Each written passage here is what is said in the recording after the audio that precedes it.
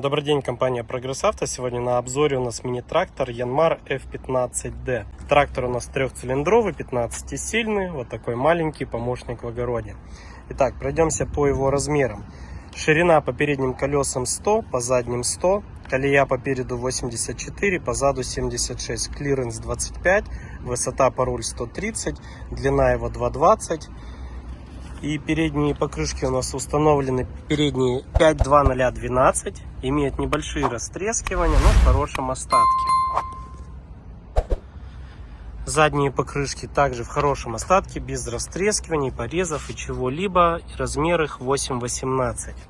Наработка мини-трактора 452 моточаса. Трактор сохранился, можно сказать, в идеальнейшем состоянии. Весь целенький, ровненький, не ржавый. Вот такой красавчик. Пройдемся по рычагам. 3 передачи для езды, 1 задняя. Также пониженная, повышенная у него. 4 ВД, вал отбора мощности, блокировка заднего моста. По фрезе. Фреза вся целенькая. Фреза здесь крепится двухточкой. Прицепное на 2 точки у него. Ширина фрезы 1,20 м. По ножам. Ножи в хорошем остатке. Рабочие, целенькие. Также можете посмотреть все наши новые трактора на нашем сайте progressauto.com.